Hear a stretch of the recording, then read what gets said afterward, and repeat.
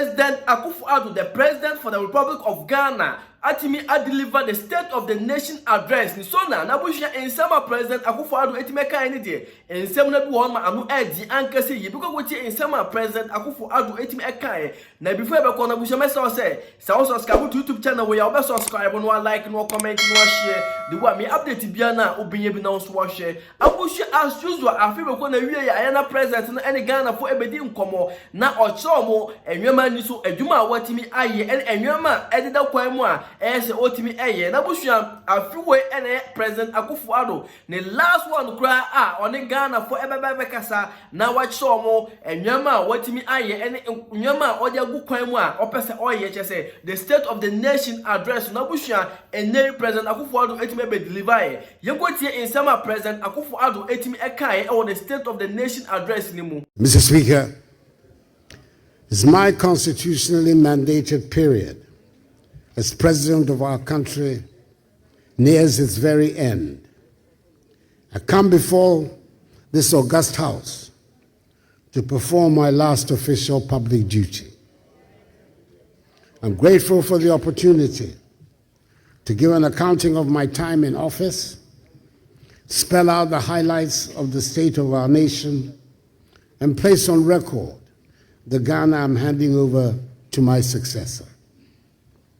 In accordance with protocol and convention, it is good to see that my wife, First Lady Rebecca Akufo-Addo, Vice President Mahamadou Bawumia, Second Lady Samira Bawumia, the spouse of Mr. Speaker, Mrs. Alice Ajua Jonas Bagbin, Chief Justice Gertrude Tokunu and spouse, and justices of the Supreme Court, the representative of the chairperson, Mr. Sam Okujeto, and members of the Council of State, Chief of Staff at the Office of the President, the Honorable Akosua-Afrima Osei-Opare, and officials of the Presidency, Secretary to the Cabinet, Ambassador Mercy Deborah Karakari, Chief of Defense Staff of the Armed Forces, Lieutenant General Thomas Opong-Pipra, the Inspector General of Police, Dr. George Akufo-Dampare, and the various service chiefs are all present. The Speaker, the House is also duly honored by the welcome attendance of the former President of the Republic, John Agyekum Kufuor, former First Lady Nana Konadu Agyeman-Rawlings, and the Dean and members of the Diplomatic Corps. Mr. Speaker, before I commence my message on the state of the nation, I want to put on record that I am deeply saddened by the devastating fire at Kantomanto Market, which took place yesterday, and has left many traders and their livelihoods in ruins. My thoughts and prayers are with those affected, and I extend heartfelt sympathies to the hard-working traders who have lost their goods and investments. Government stands with you and will work with relevant agencies to ascertain the causes of the fire and to provide the needed support.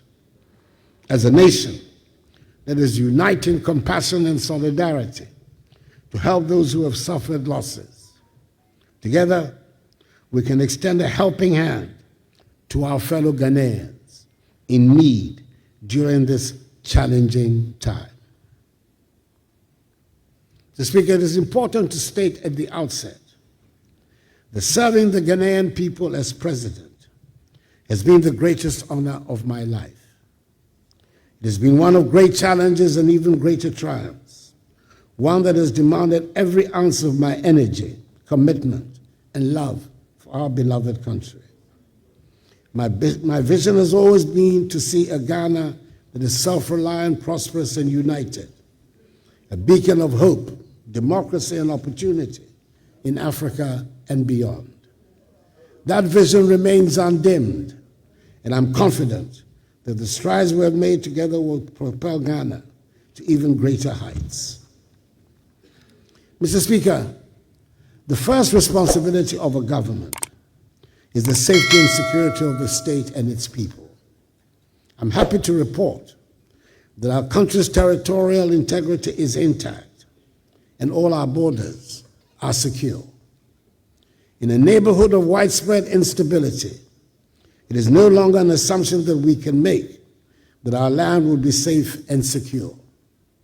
Ghana, by the grace of God, remains the only country in the neighborhood that has not fallen victim to terrorist violence.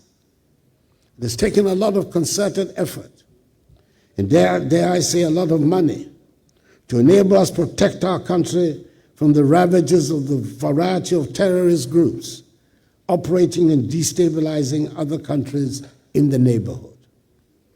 I wish to pay great homage to the security services and their ministerial leaders for the work they do every day to keep us safe.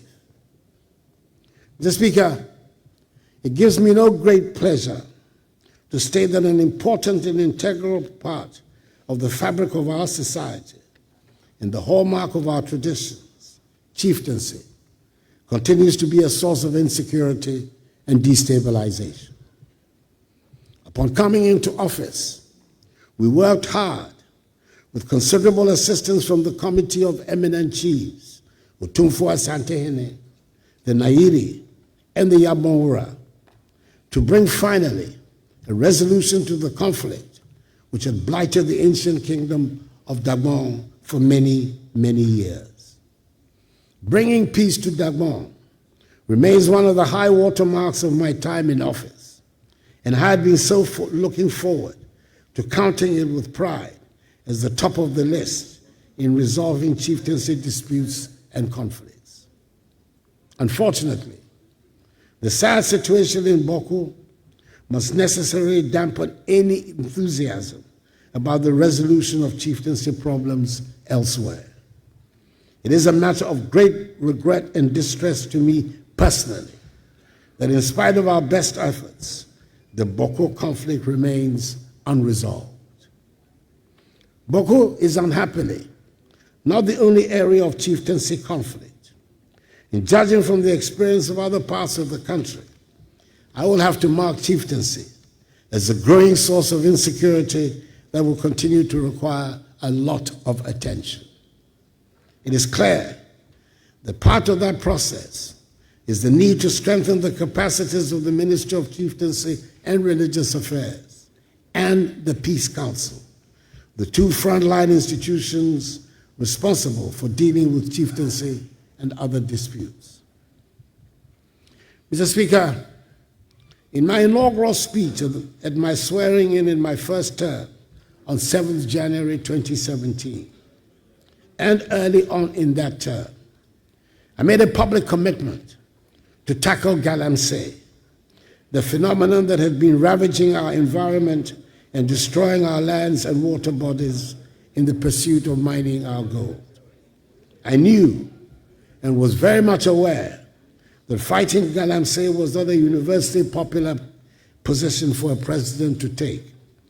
But I felt strongly enough about the need to protect our environment to say I was prepared to put my presidency on the line in the defense of our lands and water bodies.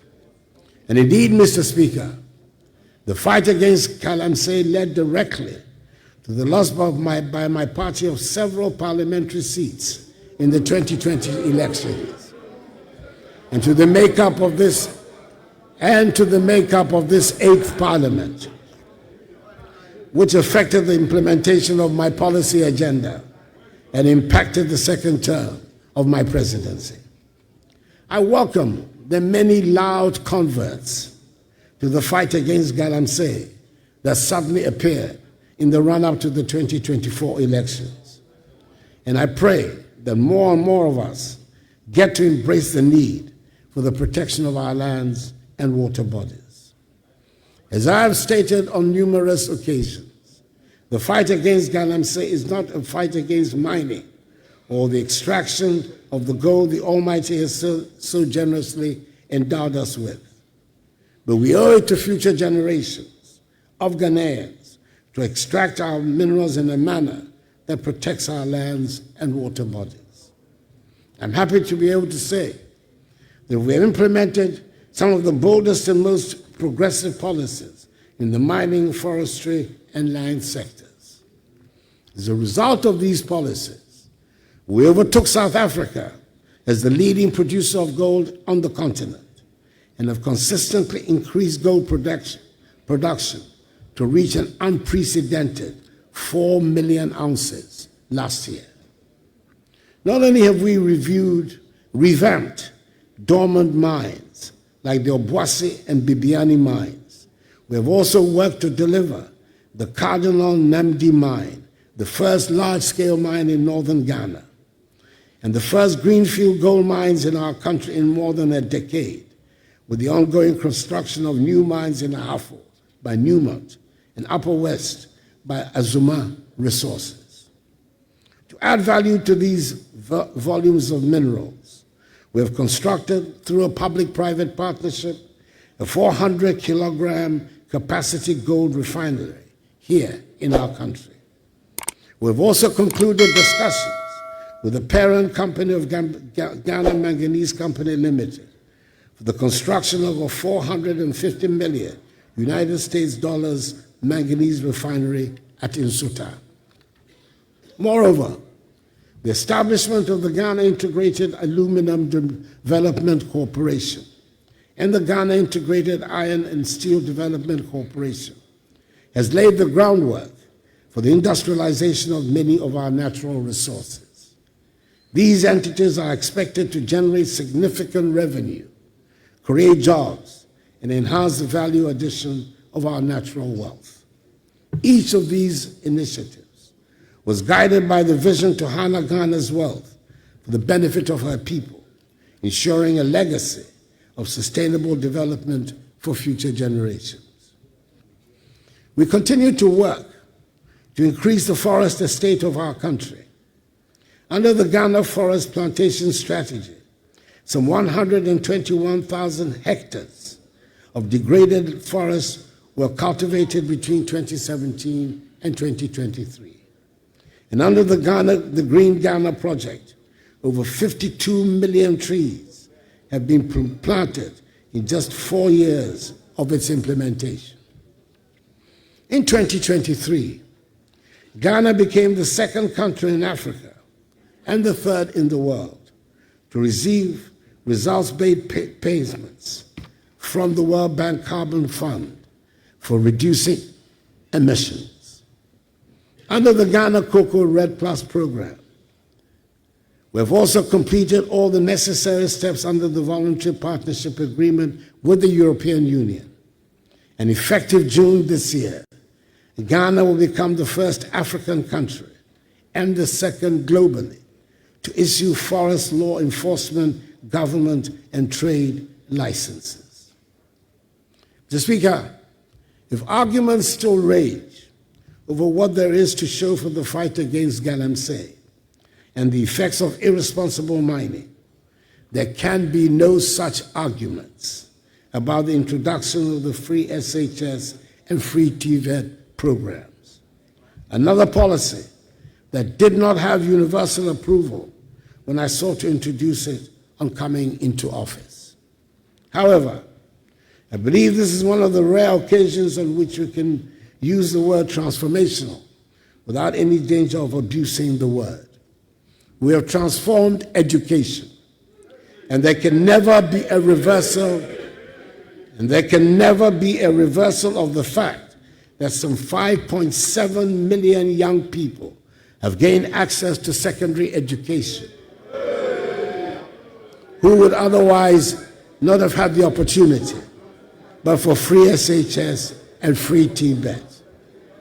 Indeed, my administration has also prioritized technical and vocational education and training, TVET, establishing 34 new TVET institutions and upgrading 62 existing ones to equip our youth with 21st century skills.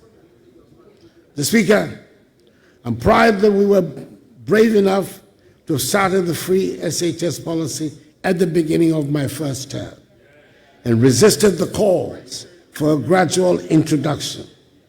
I'm glad that we've removed from the Ghanaian mindset the belief that secondary school education is only for people from certain households and families. From 2020, when the first cohort of free senior high school candidates sat for the WACC exam, Ghana has consistently recorded over 50% of candidates scoring A1 to C6 in all 4 core subjects. This marks a stark improvement compared to the years prior, particularly the period when pass rates in core subjects were largely below 50%. This year's results, the 2024 results, have maintained the laudable trend from 2020. Indeed, only 51.6% of candidates achieved A1 to C6 in English in 2016, compared to a much higher 69.52% in 2024. For integrated science, the pass rate improved from 48.35% in 2016 to 58.77% in 2024. Mathematics demonstrated the most dramatic progress, rising from a mere 33.12% pass rate in 2016 to an impressive 66.86% in 2024.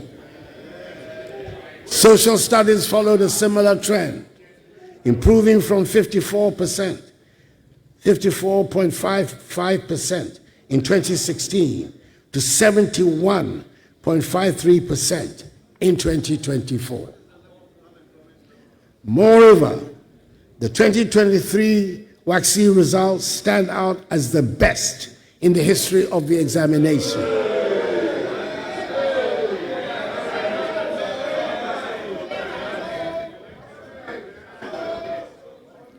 No amount of shouts will displace data. It will not happen. The data is there.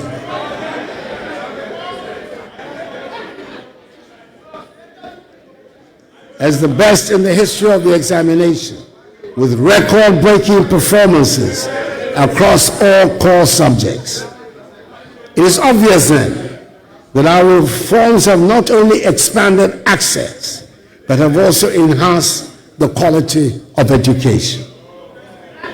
I am glad that we have elevated TVET and STEM to where they properly belong, and that they will no longer be seen as the option for those who cannot make the top grade. We have embarked on the development of 20 STEM centers and 10 model STEM senior high schools across the nation, and also constructed 186 new science laboratories nationwide. The other day, I commissioned the Accra STEM Academy, which is destined to play a key role in the future of STEM education in our country. These institutions are designed to provide hands-on learning experiences with cutting-edge facilities. From coding to robotics, our students are being prepared for the demands of the 21st century. It has not been without challenges, but the results are evident. I'm delighted with the infrastructure transformation that has taken place on our school and university campuses. This was displayed in a dramatic fashion a few weeks ago when the Ministry of Education staged the simultaneous commissioning of 80 new educational facilities across the nation. I do not suggest that we have finished what we set out to do, but we have certainly established what a kindergarten is supposed to be like. We've established what a primary school should be like. We've set standards for what constitutes a JHS. Science laboratories are now integral parts of junior and senior high schools, and computer tablets are available for all school children. Mr. Speaker, now we know and accept that a public school building can be painted in beautiful and attractive colors. Mr. Speaker, We have aimed to make the learning and teaching atmosphere a happy one for all school children and their teachers. We spent a lot of resources on education in the past 8 years, and I'm persuaded that it is money well spent, and the long-lasting benefits for our society will provide the justification for the expenditure. Mr. Speaker, it is impossible to make any meaningful accounting of my time in office without reference to the COVID pandemic. With the passage of time, it is easy to play down the extent of the catastrophe that brought our world to a thundering halt and brought wild animals to lounge on highways. Do we remember that airports around the world were closed, and some 2 years after the formal end of the pandemic, worldwide shipping and cargo freight have not returned to normal? Schools were closed around the world, and it took courage to reopen our schools. And there are parts of the world that have not yet made up for the closure of schools necessitated by the pandemic. Probably, Mr. Speaker, the most poignant aspect of those times was not the fear that gripped us all, but the fact that we were unable to hold hands or hug each other, and we could not have funerals for our dead. It is worth emphasizing the point that with the help of the Ghanaian people and the guidance of the Almighty, we managed the pandemic in our country to the admiration of the whole world. Indeed, during the COVID-19 pandemic, Ghana emerged as a leader in Africa, managing the crisis with a balanced approach that prioritized lives and livelihoods. We were among the first countries on the continent to secure vaccines and roll out a comprehensive vaccination program. The establishment of our own vaccine manufacturing facility under the supervision of the National Vaccine Institute, a body created by Act of Parliament in collaboration with international partners, is a testament to our resolve to build resilience in our healthcare system. In the spirit of transparency and accountability, a parliamentary audit was conducted on the accounts relating to COVID-19 expenditures, reflecting my government's attachment to accountability and the effective stewardship of public resources during a time of crisis.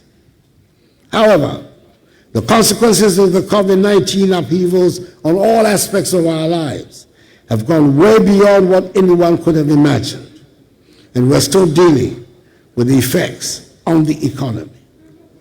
But let me first deal briefly with the effects on the health sector.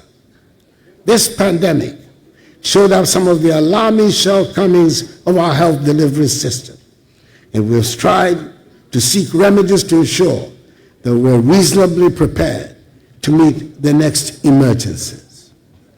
The most important intervention is the Agenda 111 project we have embarked upon that aims to place a hospital in every district. Out of the 101 district hospitals and 2 psychiatric hospitals on the project list, there are 99 district and 2 psychiatric hospitals where contractors are deployed and work is in progress. I had hoped that construction would be completed on all of them, but that, alas, was not to be.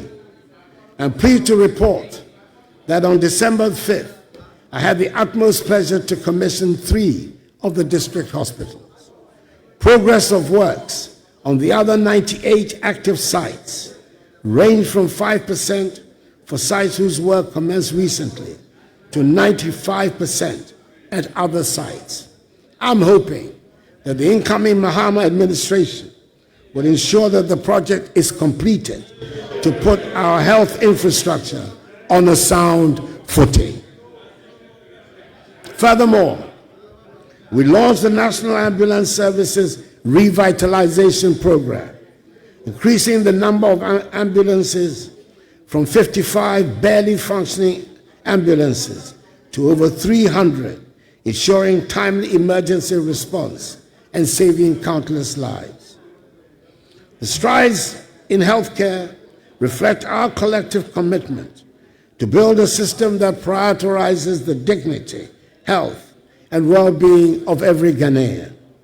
Furthermore, we've revived the National Health Insurance Scheme, which at one point before I came into office appeared to be reverting to the days of cash and carry.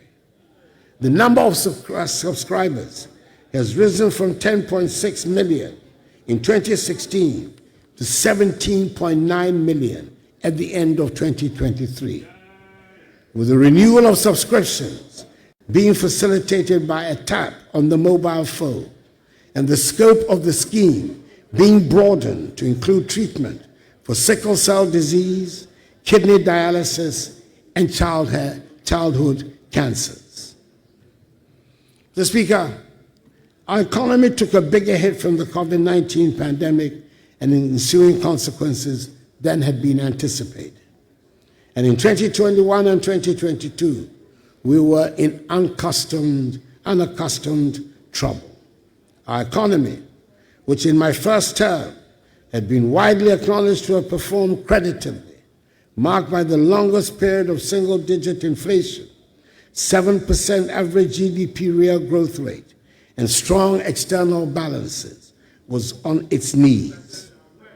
The government's difficulties in Parliament, with the slimmest of majorities, gave the impetus to the international rating agencies to trash us on their assumption that we would struggle to get financial policy measures passed through the legislature.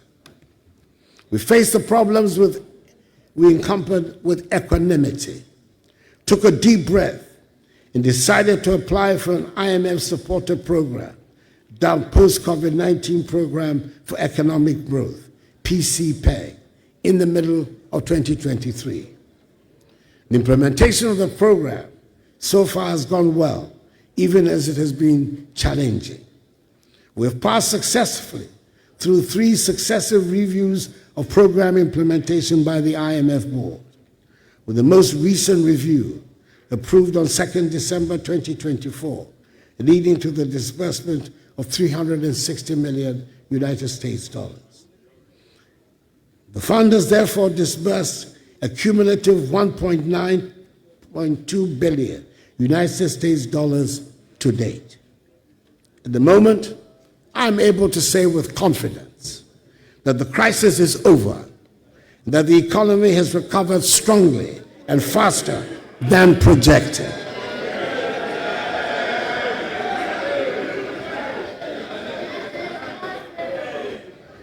In order for me to be able to make this assertion, I must make reference to the debt restructuring exercise. It affected many bondholders and was one of the most challenging decisions my administration had to undertake. It was not a choice made lightly, as we were acutely aware of the personal and financial hardships it would impose on individuals, families, and institutions across the country. Many citizens had invested their hard-earned savings, and we fully understood the pain and sacrifices this exercise demanded. However, it became evident that without such bold and decisive action, our economy would have faced an even greater crisis with far-reaching consequences for every Ghanaian. This restructuring was essential to address unsustainable debt levels and to create the fiscal space needed to stabilize the economy and lay the groundwork for future growth. It was critical in ensuring that Ghana could meet her financial obligations, regain the confidence of international and domestic investors, and restore our economic credibility. Through the resilience and understanding of the Ghanaian people, coupled with the strategic measures we implemented, we have been able to chart a path towards the recovery that is underway. Today, we're witnessing the positive outcomes of the painful but yet necessary exercise. The economy is rebounding strongly. Our fiscal position is more stable, and our debt sustainability has significantly improved. These developments have provided a solid foundation for sustained growth and development, ensuring that the sacrifices made by bondholders and other stakeholders will not be in vain, but rather the basis of Ghana's economic revival. Mr. Speaker, the country is not broke, as some propagandists want us to believe. We're handing over the country with gross international reserves of almost $8 billion United States dollars. This is more than the $6.2 billion United States dollars of gross international reserves my administration inherited in 2017. Economic growth. The noise will not shut out the statistics. And I intend to put the statistics on the record of Hansard, no matter the amount of noise.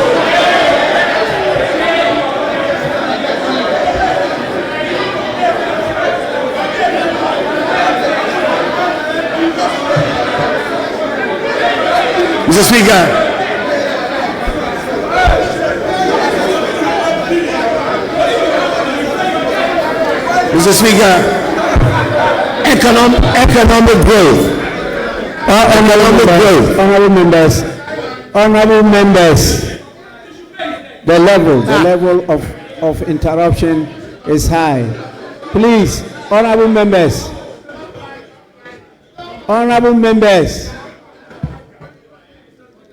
His Excellency the President is not out of order. Please.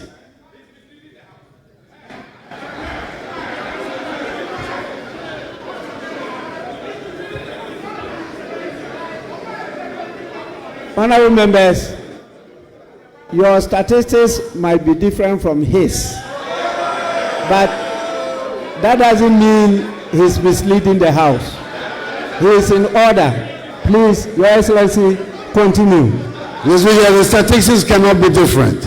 There's only one set of statistics that there is. It cannot be different.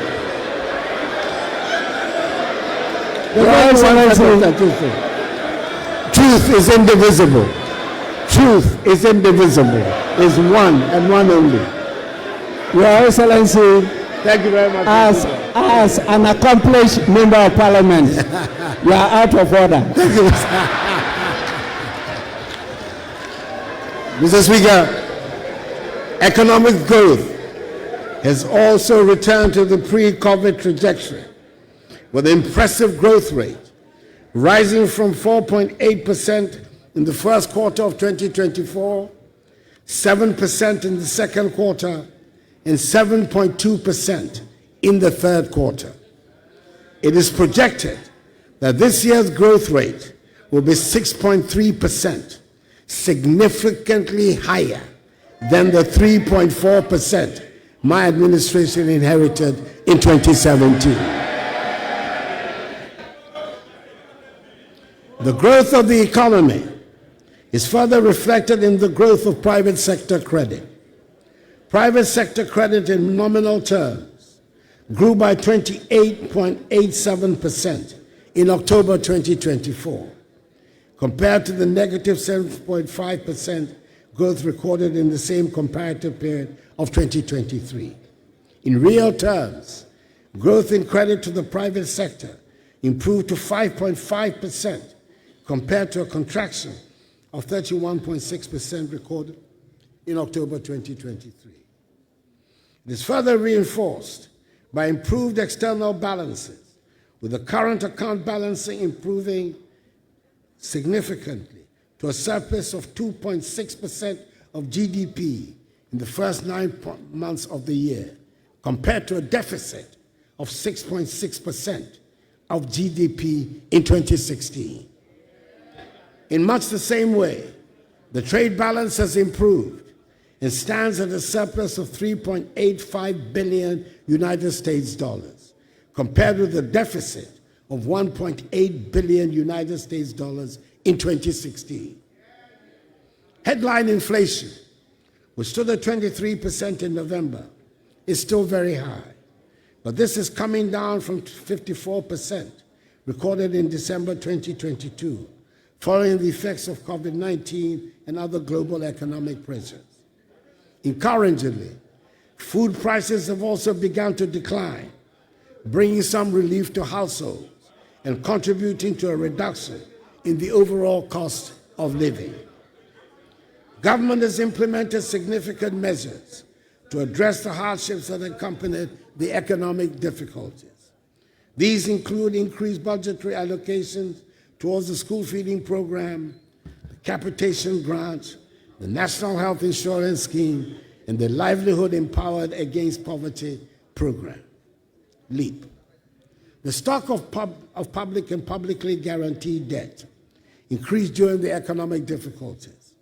However, the government is servicing its debts, honoring coupon payments for both domestic bonds and Eurobonds. Moreover, the debt levels are reducing, recording a significant reduction in the debt stock by 46.8 billion Ghana cedis to 761.0 billion Ghana cedis in October 2024, from 807.9 billion Ghana cedis in September 2024. The public debt to GDP ratio, therefore, reduced from 79.2% in September 2024 to 74.6% in October 2024.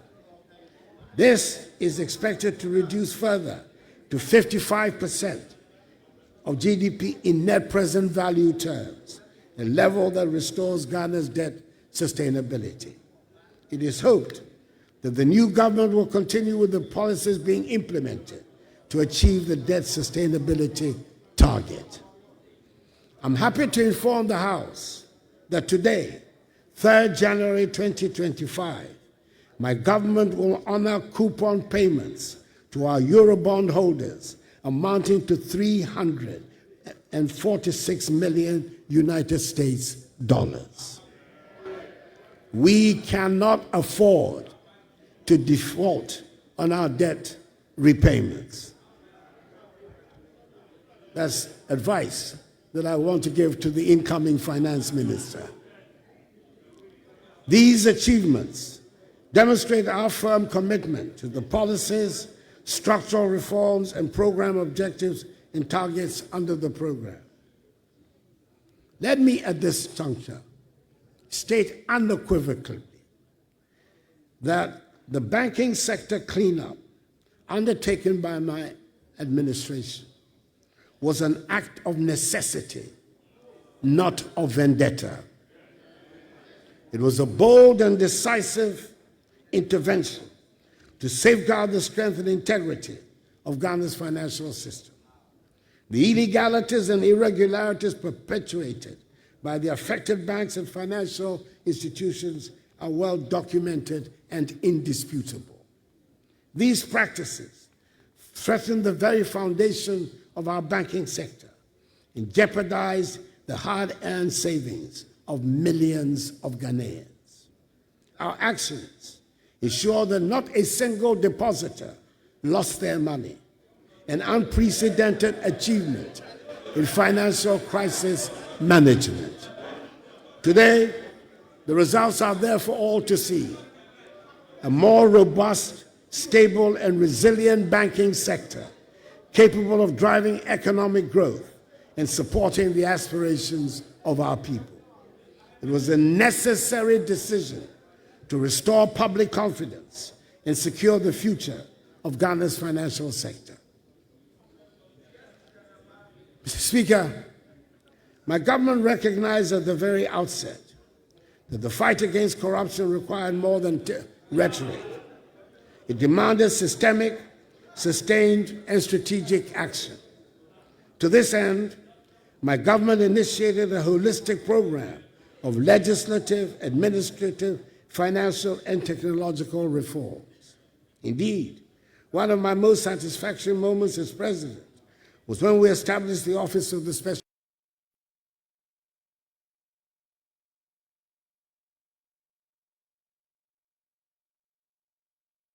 Determination to tackle corruption head on. I wanted Ghanaians to know that no one, no matter their rank or status, would be above the law. Its creation was initially met with considerable skepticism in some quarters, but I believe now that there is general consensus that has been an important contributor to our anti-corruption efforts. During my first term, we passed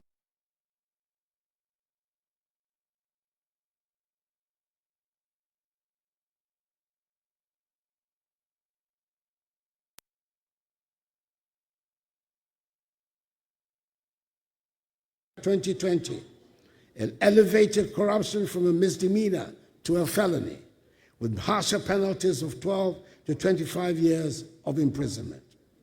We also enacted key laws such as the Fiscal Responsibility Act, the Revenue Administration Amendment Act, and the Anti-Money Laundering Act, all of which have strengthened our institutional framework to combat corruption and ensure accountability. We ensured that all allegations of corruption leveled against appointees were duly investigated by independent institutions of state, which generally dismiss them as unfounded. Budgetary support for accountability institutions has also witnessed unprecedented increases.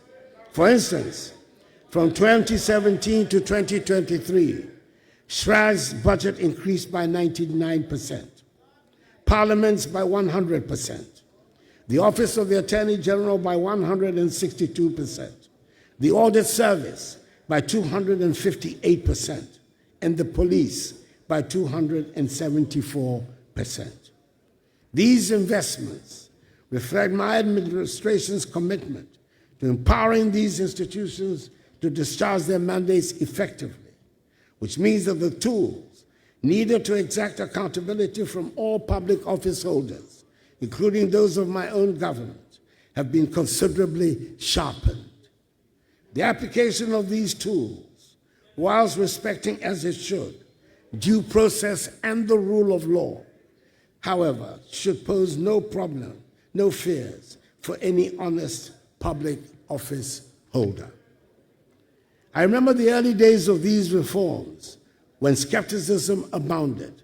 People asked, will this really make a difference? Today, the numbers speak for themselves. The Auditor General's report for 2023 showed a reduction of 5.2 billion cedis in financial irregularities, a 32% drop from the previous year. You're not listening to me. You're not listening to me. I've just explained to you. From the previous year, I just said so. Listen, open your ears and listen to me.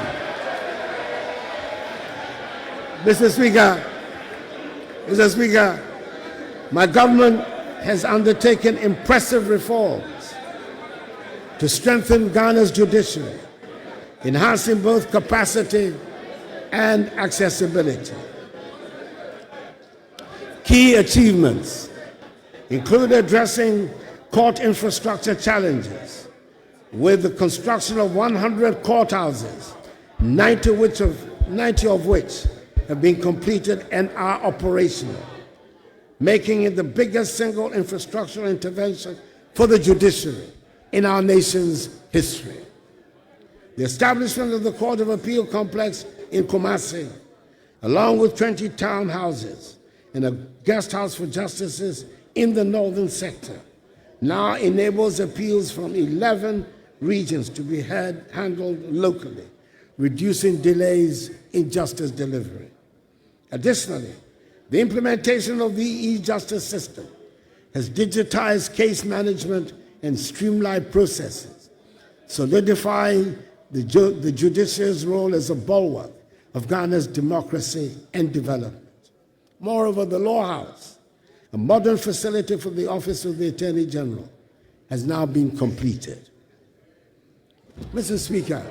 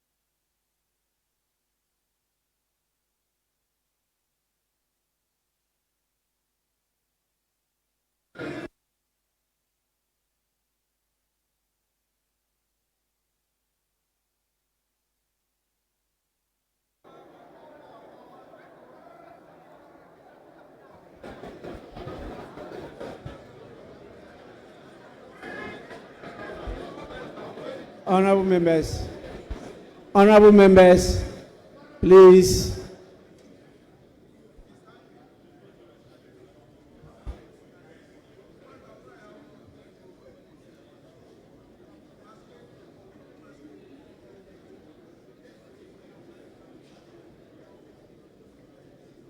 Let's have some order and let's continue with the business. Your Excellency, you may do so now. thank you very much, Mr. Speaker. Apologize for that. Mr. Speaker, as I was saying, infrastructure development has been a cornerstone of this administration. The construction and rehabilitation of over 12,000 kilometers of roads have improved connectivity and reduce travel times. These projects have not only facilitated trade, but also enhanced access to essential services. It is fitting, therefore, to acknowledge that this administration has constructed more roads and interchanges than any other in our nation's history. In the Greater Accra region alone, we have completed the Pokwase Interchange, Tema Motorway Interchange Phase 1, Obechebi Lamte Interchange Phase 1, the East Legon Underpass, and recently, the Flower Pot Interchange. Beyond Accra, we have also delivered the first ever interchanges in the Eastern region at Sohum and in the Northern region at Tamale. Each of these projects tells a story of commitment, foresight, and a Ghana that is continuously moving forward. There are 14 additional interchanges currently underway across Ghana, each at different stages of completion. In Greater Accra, we're building interchanges at Obetemi Lamte Interchange Phase 2, Nungwa, Ajingrano, Bone Barrier, Pram Pram, Dawinya, Savannah, and Tema Motorway Phase 2. In the Ashanti region, ongoing projects include the Swami Interchange Phase 1, Anumanje, Makro, Magazine New Road, Ebusuakura, and Abrepo, as well as the PTC interchange in Takoradi in the Western region. These projects represent the scale of our ambition, a commitment to excellence and growth that knows no limits. Mr. Speaker, in aviation, we've expanded airports, including the construction of the Yakubu Tali International Airport in Tamale, the Prempeh I International Airport in Kumasi, the rehabilitation of the Sunyani Airport in Sunyani, and the completion of the Ho Airport in Ho. These projects position Ghana as a hub for regional air travel. Mr. Speaker, over the past 7 years, we have revitalized Ghana's railway sector, undertaking key projects to modernize and expand the network.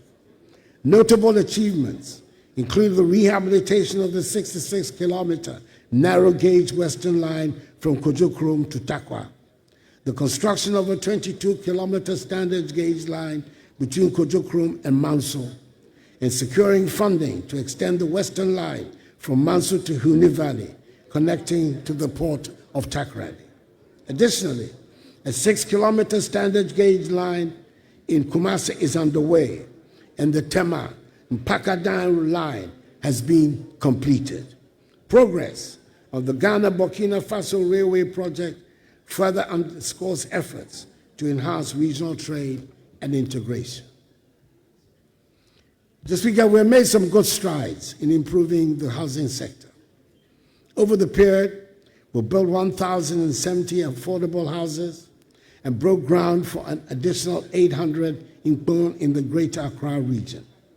We've also established the National Home Ownership Fund, which is delivering 534 homes in Tema Community 22.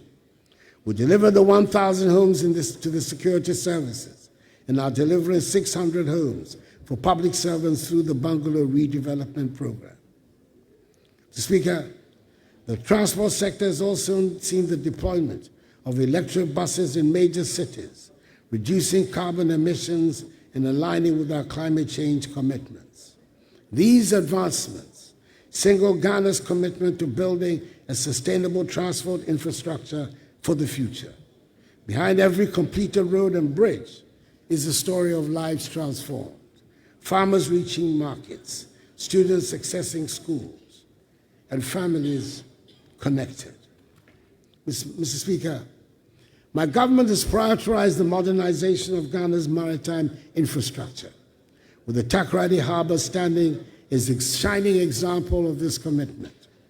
The port has been transformed into a world-class facility, enhancing its capacity to meet the demands of modern trade and of the oil and gas industry. In November 2024, I commissioned a state-of-the-art oil and gas services terminal, a $100 million investment, which serves as a hub for oil field operators logistics service providers, and other key players in the energy sector. Additionally, I launched a dry bulk terminal and the Atlantic Services Container Terminal, diversifying the port's capabilities and solidifying its role as a critical player in regional and international commerce. We've also begun the processes for the construction of another modern port at Kita. These efforts are positioning Ghana as the leading logistics and shipping hub in Africa, creating jobs, boosting investor confidence, and ensuring sustainable economic growth for our nation. Mr. Speaker, agriculture remains the backbone of our economy, and our investments in this sector have been transformative. Through the distribution of over 2.7 million bags of fertilizers and improved seedlings, we have increased crop yields and enhanced food security. For example, maize production increased by 110%, rice by 48%, and soybean by 150% between 2017 and 2023. The establishment of 140 agricultural mechanization centers and the rehabilitation of irrigation schemes have modernized farming practices and reduced dependence on rain-fed agriculture. The establishment of warehouse facilities under the One District, One House initiative has also helped reduce post-harvest losses by 30%. The net effect of these policies is that our agricultural GDP growth rate rose significantly from 2.7% in 2016 to an average of 5.7% in 2023.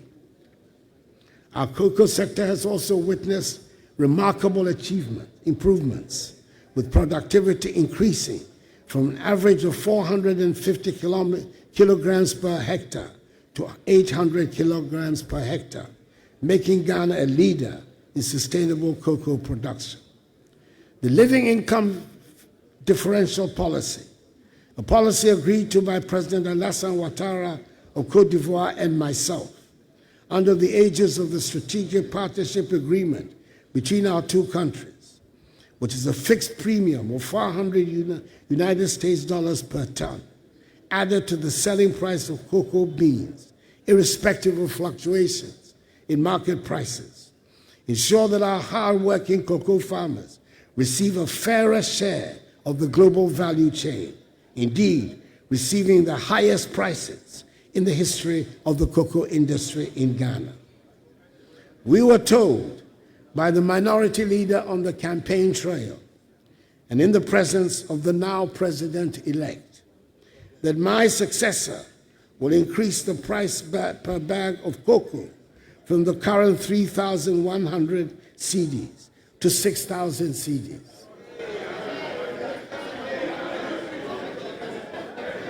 Our farmers will be very happy when this pledge is realized.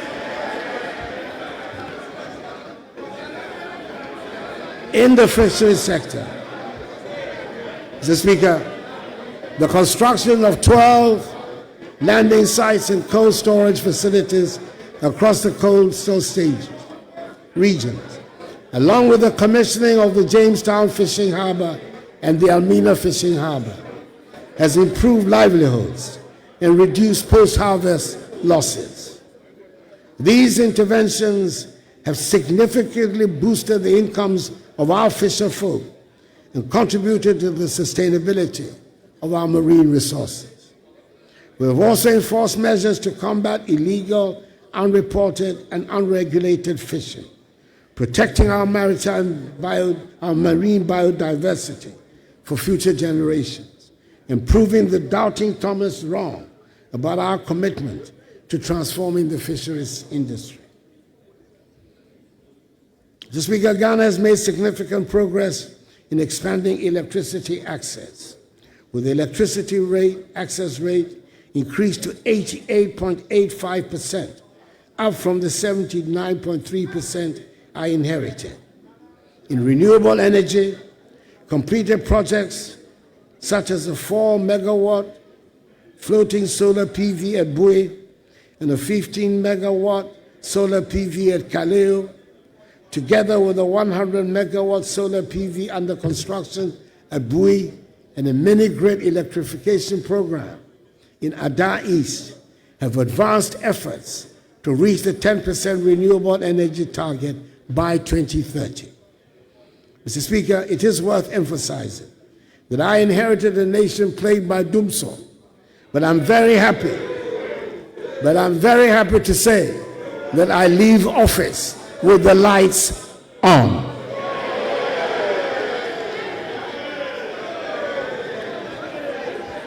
This achievement did not come without its challenges. When my administration assumed office, we inherited an energy sector legacy debt of $2.5 billion United States dollars. The Energy Sector Recovery Program, developed by government and the World Bank, projected that this debt would balloon to a staggering $12.5 billion United States dollars within 5 years if no decisive actions were taken. We knew that such a scenario would cripple the sector, undermine investor confidence, and plunge the nation back into darkness. Mr. Speaker, we got to work immediately.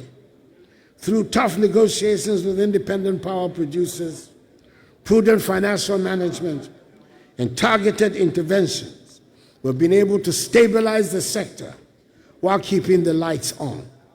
I'm pleased to report that we've kept the energy sector legacy debt to $2.5 billion, the same level we inherited, and have averted the $12.5 billion debt scenario, despite the rising costs of energy production and the global economic challenges that have unfolded during my tenure. The energy sector has been truly transformed, and I'm leaving office confident that the foundations we have laid will serve this nation well for generations to come. Mr. Speaker, one of the most notable milestones of my administration has been the creation of 6 new regions: Western North, Ahafo, Bono East, Oti, Northeast, and Savannah. This historic achievement responded to decades of passionate advocacy by local communities for a governance structure that brings development closer to the people. Today, these regions stand as evidence of our commitment to equitable development, with enhanced access to public services, infrastructure, and economic opportunities for millions of Ghanaians. Additionally, my administration championed a bold vision for local governance by advocating for the election of Metropolitan, Municipal, and District Chief Executives, MMDCEs. Though the process was unfortunately aborted, I remain hopeful that in the not-too-distant future, this vision will become a reality. Such a reform would deepen democratic accountability and empower citizens to shape their local governance directly, ensuring that Ghana's democracy continues to grow stronger and more inclusive. Mr. Speaker, the youth are the heartbeat of our nation, and we have implemented programs to empower them. From the National Youth Authority reforms to sports infrastructure development, we've ensured that young Ghanaians have the tools and opportunities to thrive. The construction of some 150 AstroTurf pitches across the country and the rehabilitation of existing stadia have boosted Ghana's standing as a hub for international sports, including hosting successfully, despite all odds, the 2023 All-Africa Games. Creating an entrepreneurial climate has been a cornerstone of my administration's vision for empowering Ghana's youth. From the establishment of the National Entrepreneurship and Innovation Programs, NEIP, in 2017, with a $10 million United States dollar seed fund, to the transformative Greenhouse Estate Project and Entrepreneurship and Innovation Center in 2020. We have supported 15,000 startups, trained 250,000 young entrepreneurs, and created over 100,000 jobs.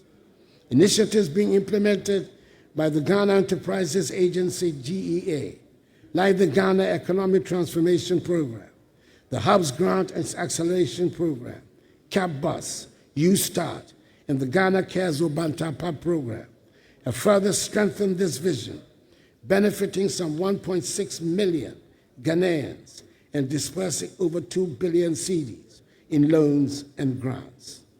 These efforts have sparked innovation, created jobs, and laid the foundation for a thriving entrepreneurial ecosystem, leaving a legacy of opportunity and growth. Mr. Speaker, in tourism, the Year of Return in 2019 and Beyond the Return initiatives attracted over 1.5 million visitors. These campaigns not only boosted our economy, but also strengthened ties with the African diaspora, positioning Ghana as a premier destination for cultural heritage and investment. The establishment of ecotourism sites and cultural heritage projects has further diversified our tourism offerings, attracting global attention. One of the significant undertakings in this sector has been the renovation of the Kwame Nkrumah Mausoleum. This celebrated site, dedicated to the memory of our first president, Kwame Nkrumah, has been transformed into a world-class facility that honors his legacy and attracts visitors from around the globe. The renovations include modernized exhibits, improved infrastructure, and enhanced visitor experiences, ensuring that the mausoleum remains a symbol of Ghana's rich history and a source of inspiration for generations to come. As visitors walk through the mausoleum, they are reminded of the sacrifices and vision that built the foundations of our nation. The Nationalism Park, which I recently commissioned, and which commemorates other important personalities in our independence struggle, like Nii Kwabena Boni, Usuala Tamanche, and the legendary 3X servicemen of the 1948 Christiansborg Crossroads shooting fame, Sergeant Ajete, Corporal Atipo, and Private Odate Lampe, has also been added to this development, as will be the proposed Heroes Park, whose sword I cut recently, and whose purpose will be to celebrate the legendary Big Six of UGCC fame and other great figures of our path to freedom. Mr. Speaker, our security forces have been equipped with modern tools and training to safeguard the nation. The establishment of forward operating bases, such as the one I commissioned some 2 weeks ago in Ezinlibo, in the Western region, the Barracks Regeneration Project, the equipping of the military and police, with the police receiving helicopters for the first time in our nation's history, the acquisition of advanced surveillance systems, and recruitment of over 10,000 police officers have enhanced our capability to combat threats and maintain peace. The successes of our anti-terrorism programs and cross-border security initiatives reflect our commitment to national and regional safety. In line with our commitment to aligning with international military norms and enhancing the authority of our top military officials, I'm pleased, as Commander-in-Chief of the Armed Forces, to announce the elevation of the Chief of the Defense Staff, CDS, to the rank of General, and the Chiefs of Staff, the Chiefs of Army Staff, Navy Staff, Air Force, and the Chief of Staff at the General Headquarters to the rank of Lieutenant General or its equivalent. These promotions, alongside our successes in anti-terrorism programs and cross-border security initiatives, position Ghana as a serious player in defense and bolster our international partnerships in peacekeeping and security. In communications, the digitization of public services, including the Ghana card, mobile money interoperability, and e-services, has transformed service delivery and improved transparency. These initiatives have positioned Ghana as a leader in digital transformation on the continent, with over 18 million Ghanaians enrolled in the National Identification System. The expansion of broadband connectivity to rural areas has bridged the digital divide, ensuring inclusive access to the opportunities of the digital economy. Every citizen's ability to engage with technology is a testament to our shared belief in progress and innovation. Mr. Speaker, we have tried to make real many of the slogans that have dominated our public discourse since independence. I'm proud to have approved visa-free travel to Ghana for all African passport holders with effect from the beginning of this year. This is the logical next step to the African Continental Free Trade Area and the workings of the largest trading bloc in the world. All these are essential elements to the realization of the AU's Agenda 2063, which envisages an integrated and connected Africa by 2063. Mr. Speaker, I'm thrilled to state that under my leadership, Ghana has made significant strides in foreign policy, cementing our place as a respected voice on the African and global stage.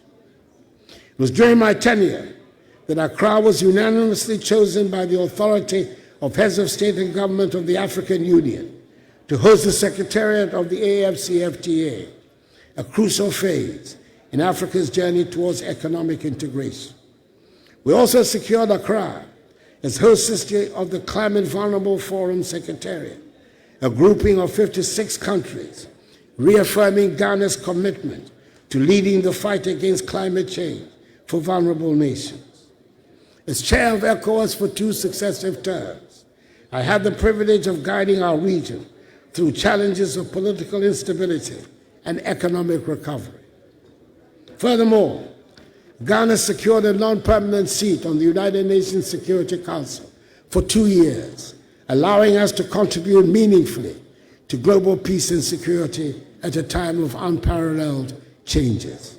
Indeed, it was Ghana that led the Security Council to adopt Security Council Resolution 2667, which provides for the United Nations to pay from assessed contributions 75% of expenses of UN peacekeeping operations in Africa, a matter that had been in controversy and unresolved for several years. Additionally, Ghana witnessed a moment of immense pride when Shirley Ayoko Botchwey, a distinguished Ghanaian, was elected as Secretary General of the Commonwealth. The first time a Ghanaian and an African woman has held this esteemed position. I hope the House will join me to extend hearty congratulations to our Foreign Minister, Honorable Shirley Ayoko Botchwey.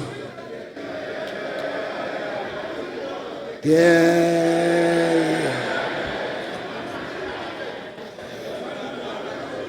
It is a prestigious position, and I'm sure she'll be a successful Secretary General and bring honor to Ghana. Another feather in the cap of Ghana's recent foreign policy has been the attainment this year of full membership of l'Organisation Internationale de la Francophonie, OIF, of which we have been an associate member for some 18 years. Our country, one of the few to be full members of both the Commonwealth of Nations and La Francophonie, has the opportunity to play a constructive role as a bridge between the Anglophone and Francophone worlds, particularly in Africa, enhancing our influence. These milestones reflect my administration's dedication to advancing Ghana's interests and strengthening our standing in the international community. Mr. Speaker, there is a subject that continues to attract a lot of public discussion, and that is the call by some for a review of the 1992 Constitution, under which we have operated in this Fourth Republic for the past 32 years. Mr. Speaker, there is no perfect constitution anywhere in the world. And with all its shortcomings, I would say that this constitution has served us well. It has provided the platform for the longest period of uninterrupted, stable, constitutional democratic governance in our history. A constitution does not cure the irritations of the democratic process. There's no constitution that will satisfy the desires of those who do not believe in the democratic process. I would suggest that in the approach to the calls for a constitutional review, we should be guided by the old saying, festine lente, the Latin adage for hasten slowly. In this spirit, I'll be forwarding the document prepared and submitted to me by the Constitution Review Consultative Committee on proposals for the review of the Constitution, along with the concerns and suggestions raised, to the President-elect for his consideration as he prepares to assume the responsibilities of leadership. Mr. Speaker, elections are the main planks of the democratic structure. We've just had the 9th set of elections since 1992. The losing presidential candidate called the winner to congratulate him and made a public concession 14 hours after the close of polls, which it is widely agreed were conducted in a competent, free, and fair manner. I doubt there are many such examples anywhere in the world. Yes, we should condemn the outbreaks of violence that followed, and the assumption some had that because a presidential candidate had conceded defeat, the winning party should feel emboldened to cause mayhem. It appeared at one stage that the outbursts of violence would overwhelm the police, who, in my view, need to re-examine rapidly their methods for containing such incidents in the future. I say so without prejudice to the excellent job they did in supervising the electoral process itself. I'm hoping that we will soon reach the stage where the unnecessary tensions that are simulated to accompany our elections will disappear, and elections will become simply something that we do, and do without a fuss and with flair. The efficient, praiseworthy manner in which the Jean Mensa-led Electoral Commission has conducted the past two elections of 2020 and 2024, despite their challenges, is a significant contribution to this end.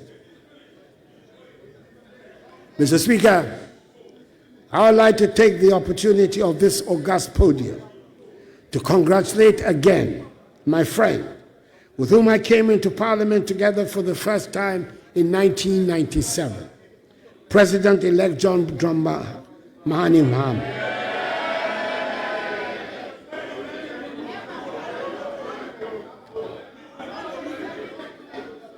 On his historic comeback victory of 7th December 2022. Assure him of my support and that of all well-meaning Ghanaians, and wish him well in his second term as President of the Republic. And I take the opportunity also to congratulate Dr. Jane Nana Opoku-Agyeman, the Vice President-elect, the first woman to occupy that status in our history. Mr. Speaker, you and I have made history of a kind these past 4 years, and I must acknowledge the role you played in keeping steady the ship of state and the governance structures of our country. This was the first time the executive has to deal with not just a parliament with the slimest of majorities, but with a speaker from the opposition party. Mr. Speaker, we found a way to accommodate each other, and the government functioned successfully. I thank you. Mr. Speaker, I would like to take this opportunity also to express my gratitude to the Council of State under the chairmanship of its highly respected traditional ruler, Nana Otuo II Dramani, for the great help it has given me in helping to steer the ship of state to a successful end. Nana and the members of the Council, I thank you very much for your invaluable counsel. Mr. Speaker, as I prepare to leave office on 7 January 2025, I do so with immense gratitude for the trust and confidence the people of Ghana has placed in me over the last 8 years. It has been the highest privilege of my life to serve as president of this great nation. I've done so with an unwavering commitment, boundless energy, and a deep love for Ghana, always guided by the belief that our nation's best years lie ahead. Together we have weathered storms, celebrated victories, and laid the foundation for a brighter, more prosperous future. Reflecting on this journey, I'm filled with pride for what we have accomplished, from the transformative policies in education and healthcare, to the strides in agriculture, digitalization, energy, governance, infrastructure, industry, and trade. These achievements are not mine alone. They also belong to every Ghanaian who has contributed to the collective effort of nation building. We have demonstrated that through unity, resilience, and determination, we can overcome even the greatest challenges. I'm confident that the progress we have made will inspire future generations to dream bigger, aim higher, and achieve more for our beloved Ghana. Mr. Speaker, as I take my final bow, I do so in the certain knowledge that our nation will go from strength to strength, and that freedom and justice has taken hold forever in our body politic. Mr. Speaker, I'm happy to hand over a Ghana that is safe, secure, united, and firmly rooted in her attachment to democratic principles and respect for the rule of law. A nation that continues to shine as a beacon of peace and stability in an often traveled Africa and an uncertain world. I leave behind a Ghana that is thriving, one that has navigated significant global challenges with remarkable tenacity, whose economy is steadily rebounding, and whose institutions are operating effectively. It's a Ghana where the youth are being empowered with opportunities to channel their energies into meaningful and productive endeavors, where the arts are beginning to flourish, and where the elderly can grow old in safety and dignity, and continue to make meaningful contributions to society. I leave behind, Mr. Speaker, a Ghana that is working. Mr. Speaker, honorable members, I thank you for your attention.